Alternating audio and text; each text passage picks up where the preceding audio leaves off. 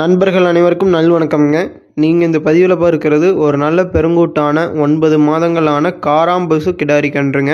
தற்போது சூழ்நிலைகளில் பார்த்தீங்கன்னா காங்கேமின மாடுகளினுடைய எண்ணிக்கையே ரொம்ப குறைவுங்க. அதில் எந்த பிரீடோட எண்ணிக்கை ரொம்ப குறைவுன்னு கேட்டிங்கன்னா நிச்சயமாக அது காராம்பசுக்கள் தானுங்க. அப்படிப்பட்ட ஒரு காராம்பசுக்கள் எடுத்துக்கிட்டோம்னா ஒரு 100 கன்றுகளில் ஒரு 2 கன்றுகள் தான் இந்த மாதிரி ஒரு உடல் கட்டமைப்பில் நல்ல ஒரு சீரான உடல் தோற்றத்தில் இருக்குங்க.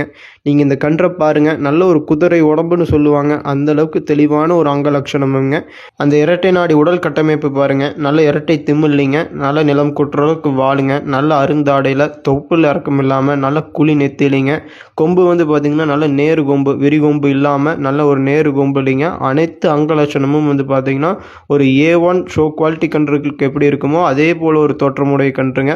இந்த கன்று பார்த்தீங்கன்னா நல்ல கைப்பழக்கத்துலைங்க, சாதுவான குணம் கொண்டது தானுங்க. அதாவது நீங்கள் பார்த்தீங்கன்னா ஒரு குழந்தைகள், பெண்கள் யார் வேண்டுமானாலும் ஈஸியாக ஹேண்டில் பண்ணிக்கலாமுங்க. எந்த விதமான மிரளையும் கிடையாதுங்க. நீங்கள் வீடியோ முழுமையாக பார்த்தாலே தெரியும். நம்ம கிட்ட போய் நின்று நல்லா நீவி விட்டு மடியெல்லாம் நீவி வரும் பொழுது எந்த விதமான மடி கூச்சமும் கிடையாதுங்க. வளர்த்துவதற்கு ஒரு நம்பர் 1 குவாலிட்டியில் உள்ள கன்றுங்க. இந்த மாதிரி ஒரு கன்றுகளை நீங்கள் தேர்ந்தெடுத்து செலக்டிவ் ப்ரீடிங் பண்ணி வளர்க்கும் பொழுது என்ன ஆகும்னு கேட்டிங்கன்னா பார்ப்பவர்களுக்கும் பார்த்தீங்கன்னா காங்கேயம் இனத்து மேலே ஒரு தனி பாசமும் ஒரு ஈர்ப்பும் உண்டாகுங்க. இதனால் காங்கேயம் இனத்தினோட எண்ணிக்கையே ரொம்ப அதிகமாக இருக்கான வாய்ப்பும் இருக்குதுங்க. ஸோ நீங்கள் இந்த மாதிரி கன்றுகளை தேர்ந்தெடுத்து வளருங்கள். நன்றி, வணக்கம்.